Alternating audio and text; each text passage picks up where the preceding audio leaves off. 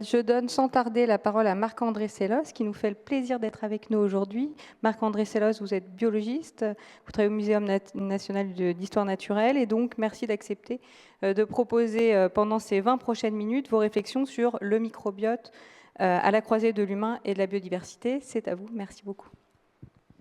Merci donc de cette invitation. Alors, effectivement, on a beaucoup parlé d'animaux et notamment de l'homme, et on est tous très concernés par ça, mais il faut bien concevoir qu'en termes de biodiversité, c'est peanut.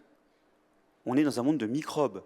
C'est eux qui font les sols, c'est eux qui font l'atmosphère, c'est eux qui font tourner les cycles de la matière.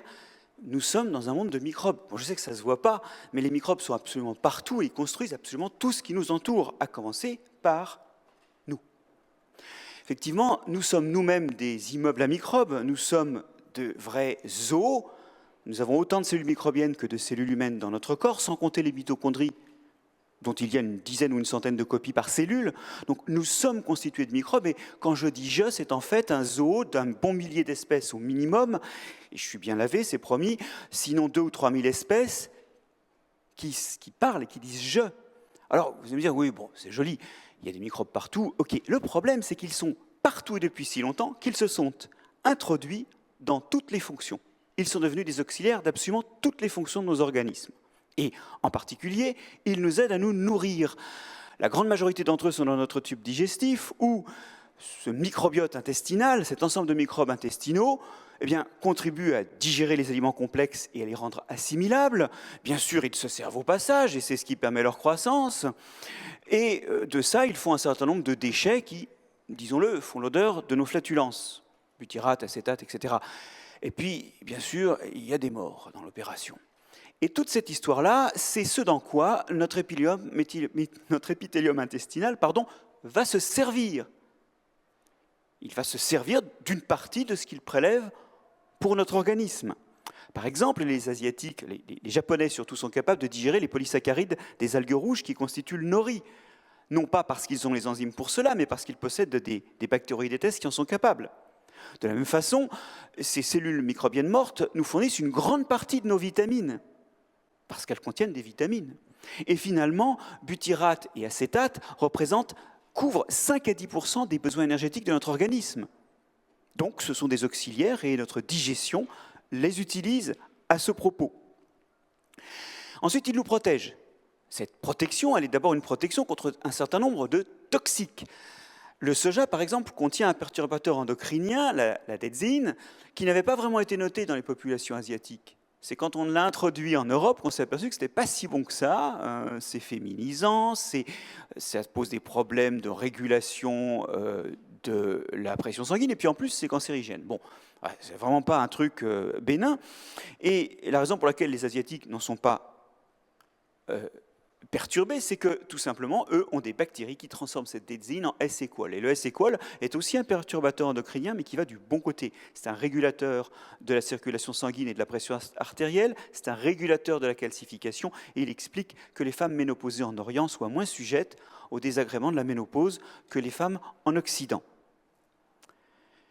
Protection contre des minéraux, contre des agressions chimiques, mais aussi contre des agressions biologiques. Vous êtes tous, à 80% dans cette salle, porteurs du staphylocoque doré. Mais très peu d'entre vous développeront les maladies qui peuvent aller jusqu'à la mort liées au staphylocoque doré. Pourquoi ? Parce qu'il est pris dans des microbiotes complexes qui l'empêchent de se développer. Et en particulier, il y a, pour parler juste de la peau, des levures, les Malassezia, qui sont hautement protéolytiques, et qui se nourrissent d'ailleurs en détruisant les protéines de notre peau. Ça fait des pellicules quand il y en a beaucoup, mais usuellement, il y en a peu et ça ne fait pas de pellicules. Par contre, cette action protéolytique détruit les protéines qui permettent au staphylocoque doré de faire des biofilms, c'est-à-dire de s'accrocher à la peau et ensemble d'être plus résistants à l'abrasion et aux toxines. Et le bilan, c'est qu'avec des Malassezia, le staphylocoque doré devient finalement assez mineur. Vous voyez, le problème, ce n'est pas est-ce qu'on a des pathogènes ou pas, c'est en quelle compagnie ils sont. Alors, il y a aussi une grande protection par l'acidification, notamment les propionibactéries qui font de l'acide propionique sur la peau, c'est l'odeur de la peau pas très bien lavée, hein, pour le coup, et les lactobacilles vaginaux qui sont responsables par leur fermentation d'une baisse du pH qui, dans le vagin, atteint 1 point, et cette baisse du pH, elle a aussi une activité antimicrobienne. Ça, c'est une autre protection par l'acidité. Et puis finalement, il y a une dernière protection qui est sans doute la plus étonnante, mais la plus puissante. C'est que ce microbiote va interférer avec le fonctionnement de notre système immunitaire. Et sans lui, notre système immunitaire ne fonctionne pas aussi bien. Alors on fait plutôt des expériences avec les souris, et voilà l'inoculation d'une maladie, la leishmaniose, à des souris qui n'en sont normalement pas atteintes. Une souris contrôle, qui a un microbiote comme vous et moi, fait une papille, qu'on voit très bien ici, et rejette la maladie. La souris axénique, qui est une souris qui est élevée sans microbes, et qui a une peau d'ailleurs bien moins développées, en fait, elles sont mal développées en plein de points quand elles n'ont pas de bactéries, eh bien, cette souris avec une peau plus mince ne fait pas la papille de rejet, elle contracte la maladie, alors que ce n'est pas vraiment une maladie de souris. C'est assez amusant. Enfin, c'est amusant, pas pour la souris, mais c'est quand même assez étonnant. Et quand on regarde le nombre de lymphocytes responsables de l'immunité anti-protozoaire, on s'aperçoit que la prolifération de ces lymphocytes est beaucoup plus forte chez les animaux contrôle que chez les animaux privés de microbiote. Et l'expérience va plus loin, parce qu'on peut, quelques jours avant l'inoculation de la maladie, réintroduire dans la cage des Staphylococcus epidermidis, l'individu qui vous dit « je » en porte plus d'une centaine de millions sur sa peau, c'est une bactérie banale de la peau des vertébrés, et quand on fait ça, on s'aperçoit que là, par contre, la prolifération des lymphocytes est normale, et après la réintroduction de ce microbiote minimaliste, eh bien, on a une bonne résistance finalement, et la maladie ne se développe pas. Cette bactérie que j'ai citée, le staphylocoque de la peau, est aussi responsable d'une plus grande vitesse de cicatrisation des plaies, ce qui pose la question de savoir quand et comment on désinfecte des plaies. Alors, vous voyez que ces microbes nous aident à digérer, nous apportent des vitamines, détoxifient, nous protègent, et puis finalement aident au fonctionnement, au développement, vous voyez, par exemple de la peau aussi. C'est quelque chose d'absolument phénoménal, et pour le coup, cette chose qui est absolument phénoménale, le plus étonnant, c'est que dans un biomimétisme complètement inconscient, nous l'avons reproduit dans notre évolution culturelle. Suivez-moi plutôt, on recommence la même histoire, mais cette fois-ci, on va voir que c'est les microbes qui sont autour de nous et qui sont amenés autour de nous par nos gestes culturels. Ce petit déjeuner, copieux, d'accord, est plein de microbes. Il y en a dans le fromage, il y en a qui ont aidé à faire le pain, il y en a dans les yaourts, et il y en a aussi dans le beurre. Donc je vous rappelle que la différence avec la crème fraîche, c'est qu'il est fermenté. Donc il y a là, oui, le thé sans doute a été fermenté aussi ici. Si vous voulez, il y a une présence microbienne autour de nous, et ces microbes, qu'est-ce qu'ils font? Eh bien, la même chose qu'ils faisaient biologiquement. Qu'est-ce qu'ils font? Bien, d'abord, ils nous nourrissent.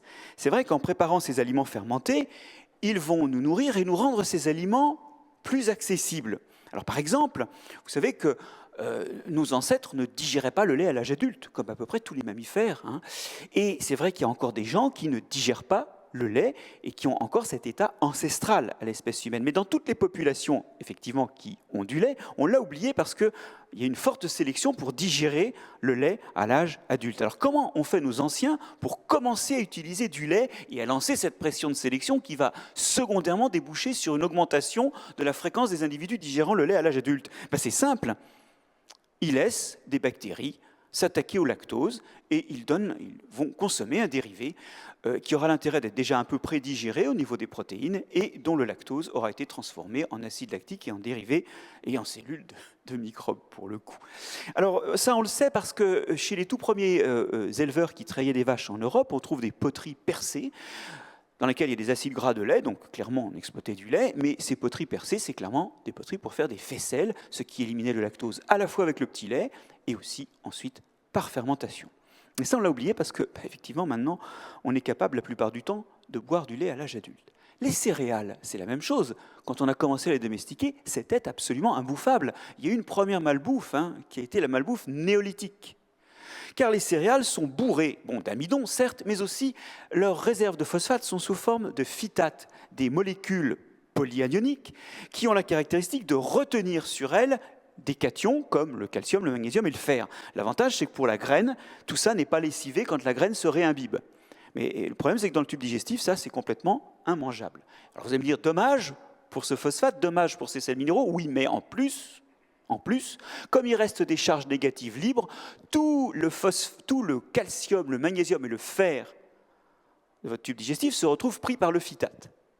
Alors aujourd'hui, on met des phytases dans les farines, et puis de toute façon, on a sélectionné des céréales qui contiennent moins de phytates. Mais au départ, on a tous souffert de cette alimentation-là. Les Européens ont perdu 15 cm au néolithique, parce qu'ils n'étaient plus capables d'alimenter leur squelette.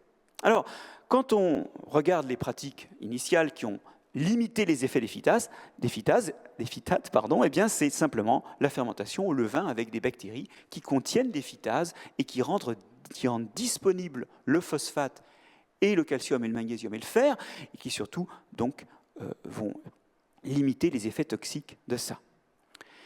C'est pareil avec le chou, qui à l'état sauvage est complètement immangeable, il est amer, il provoque des diarrhées, et en plus il est cancérigène.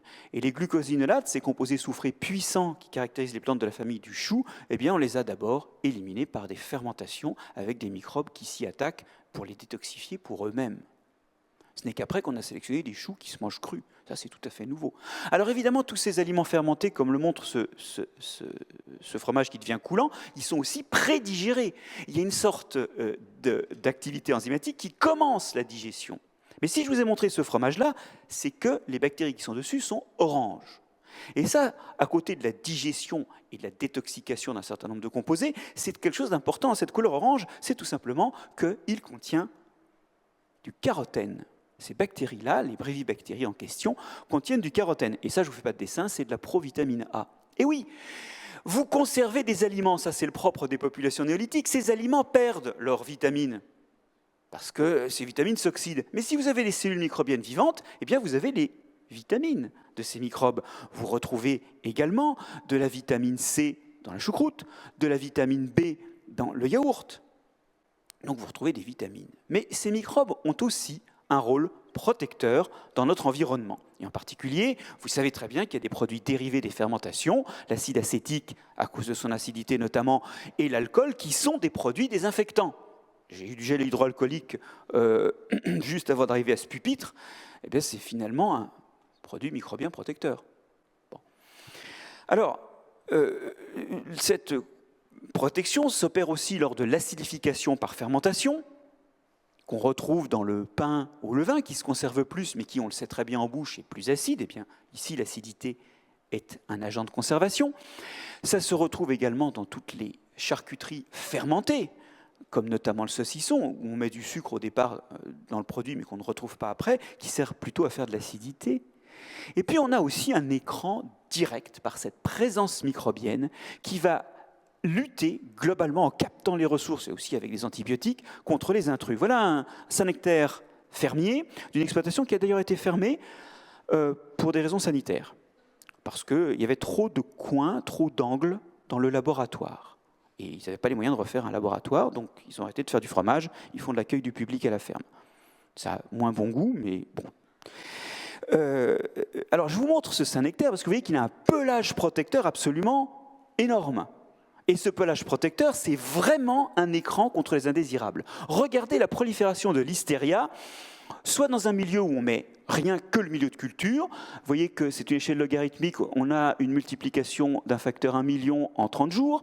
Dans un milieu où on a réajouté des souches qui sont des mélanges industriels de fromages comme le Caprice ou la Chaussée, enfin, on ne va pas citer de nom, mais qui sont donc des mélanges de souches qui font les qualités organoleptiques du fromage, indubitablement, mais qui, vous voyez, ne sont pas très concurrentiels par rapport à la Listeria. Et voilà maintenant un bon frottis du Saint-Nectaire précédent, justement, qui n'existe plus maintenant, un frottis qui vous montre que la prolifération de l'Listeria est réduite d'un facteur 100 par la présence de ces flores spontanées sur le fromage. Voilà. Culturellement, nous avons des microbes qui aident à digérer, qui apportent des vitamines, qui détoxifient et qui protègent, sachant que cette protection-là, on n'est pas sûr de l'avoir maintenue dans la modernité des usages fermentaires, qui n'ont pas forcément pris en compte l'extrême diversité des fonctions remplies par ces microbes. Et la culture, vous voyez, le culturel rejoint le biologique. Alors, ces microbes pour la santé sont devenus plutôt une source de problèmes aujourd'hui. Nous avons effectivement, avec l'hygiène et la vaccination, réduit tout un tas de maladies à pas grand-chose, au moins en Europe. Mais dans le même temps, nous avons explosé des maladies de la modernité. Et ces maladies de la modernité sont devenues un vrai problème. Aujourd'hui, elles sont en pleine expansion. Et je vais vous en citer quelques-unes, pas plus tard que dans quelques diapositives. Mais je voudrais d'abord vous dire une chose, c'est que quand on étudie le microbiote des gens qui sont malades de ces maladies, on s'aperçoit qu'il est moins divers et différent en composition de ceux qui ne sont pas malades. Et surtout, il est moins divers. Et je vais vous décrire l'endroit où la baisse de biodiversité a le plus directement affecté notre santé. C'est moi, c'est vous, c'est nos organismes. C'est l'endroit où la baisse de biodiversité a déjà fait les dégâts les plus graves. Alors, évidemment, on ne peut pas réduire toutes ces maladies à une cause aussi simple que le microbiote. C'est plus compliqué, c'est sûr. Mais dans toutes les maladies que je vais citer, le microbiote est l'une des causes. Je m'explique, ces maladies du métabolisme, les diabètes, l'obésité, de l'immunité, asthme, allergie, mais aussi les maladies auto-immunes, où le système immunitaire commence à attaquer l'organisme. Et puis les maladies du système nerveux, Parkinson, Alzheimer, mais aussi autisme, multiplié par 3 en 10 ans en Europe. Toutes ces maladies, elles présentent, chez les gens qui sont malades, une moindre diversité bactérienne. Quand on fait des transplantations, ça a été fait pour toutes ces maladies, de microbiote d'individus sains, des individus malades, on a une restauration d'un état amélioré. Alors, pas complètement amélioré, et puis c'est pas stable, ça redérive, mais ça montre que dans la diversité des causes génétiques et environnementales qui font qu'à un moment on développe ces pathologies, eh bien, il y a aussi la diversité du microbiote qui est pour demain une source de diagnostic et puis peut-être aussi de soins. Je vous montre ici un diagramme absolument illisible qui démontre que après 8 semaines de transferts fécaux à partir d'individus non atteints par des syndromes d'autisme, des petits-enfants autistes ont des scores améliorés dans différents paramètres comportementaux liés à l'autisme. Et cette cohorte a été suivie. Ces enfants-là, 2 ans après, ont maintenu l'amélioration de leur performance par rapport à un lot de témoins, 2 ans après. Puisqu'ici, c'est le développement, en fait, dont il s'agit. Si vous corrigez le développement, c'est durable. Alors, c'est vraiment important, hein, parce que ce que je suis en train de vous dire, c'est qu'il y a une épidémie qui est en train de se développer, et cette épidémie, elle est liée au fait que nous avons une diversité microbienne et une composition microbienne qui n'est plus celle avec laquelle l'humanité s'est développée pour fonctionne, nous n'avons plus la diversité microbienne pour laquelle nous avons été sélectionnés par des millions d'années d'évolution. Et quand on compare des individus de population non contactée ou peu contactée avec des États-Uniens ou des Occidentaux, on s'aperçoit que nous avons 1,5 à 2 fois moins de biodiversité et nous n'avons pas tout à fait les mêmes microbes. Alors, c'est vraiment un problème parce que pour le coup, on est ici sur quelque chose qui résulte de nos pratiques, et on peut s'interroger sur la persistance de certaines pratiques. Alors là, je mets les pieds dans le plat. Vous allez deviner que mon opinion est fortement négative. On veut supprimer les fromages au lait cru des cantines. C'est déjà fait pour les cantines jusqu'à l'âge de 5 ans, et on parle de l'étendre jusqu'à l'âge de 10 ans, alors même que dans le même temps, on a les résultats d'une énorme étude européenne, la colloque Pasteur, qui démontre que quand la maman et l'enfant consomment des fromages au lait cru, on réduit les risques d'asthme, d'allergie, de schizophrénie. Enfin, c'est des choses absolument opposées. Et finalement, c'est de la crasie. On a des mesures réglementaires qui vont à l'opposé de ça. Or, nous sommes réellement dans une extinction de biodiversité à l'intérieur de nous-mêmes, et ça, c'est quelque chose qui va faire que demain, 25% des Occidentaux auront un problème de maladie de la modernité. Je ne nie pas l'existence de morts liées au fromage au lait cru. J'aimerais bien qu'on me donne son nombre. Moi, ce qu'on me dit, c'est 1 certaines années. Mais 25% des gens qui ont des problèmes de maladie comme ça revient à dire que pour limiter un nombre de morts assez petit, on a choisi d'imposer à 1/4 d'entre nous des conditions de vie dégradées. Et ça, c'est un vrai problème qu'il va falloir aborder. C'est reconstituer un lien efficace à nos microbes. Ça ne veut pas dire les accepter tous, mais il est urgent, non pas de considérer le monde microbien comme une source de mauvaises nouvelles, mais aussi comme un outil pour éviter ces mauvaises nouvelles. Et c'est ça que je voulais vous dire. Ce qu'il faut, c'est changer de paradigme et comprendre que nous vivons dans un monde de microbes et que c'est d'abord une bonne nouvelle, même si en ce moment on a du mal à s'en convaincre. Et je vous remercie de votre attention.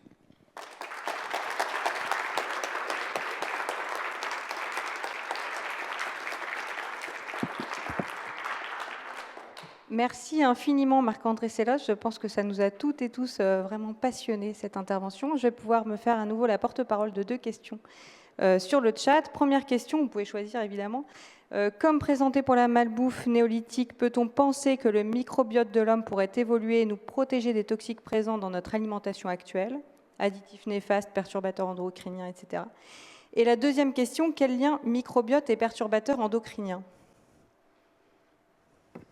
Alors, bon, c'est des questions qu'il faudrait poser à un spécialiste, parce que là, pour le coup, sur la dernière, c'est dur. Alors, bon, déjà, l'évolution du microbiote, oui, il y a même, Danchin propose que nous soyons adaptés à la toxicité des produits de cuisson par le biais de notre microbiote, historiquement. Et donc, il est possible que notre microbiote puisse nous permettre de nous adapter à une nouvelle alimentation. Mais il faut bien comprendre que si on change l'alimentation, tout le monde ne pourra pas suivre. Et il y aura des gens qui seront laissés au bord de la sélection naturelle qui s'opère finalement. Alors peut-être on pourra corriger avec un microbiote plus adapté, mais il faut voir qu'aujourd'hui nous sommes des citadelles assez imprennables pour les microbes, et ça va freiner l'évolution du recrutement des microbes favorables.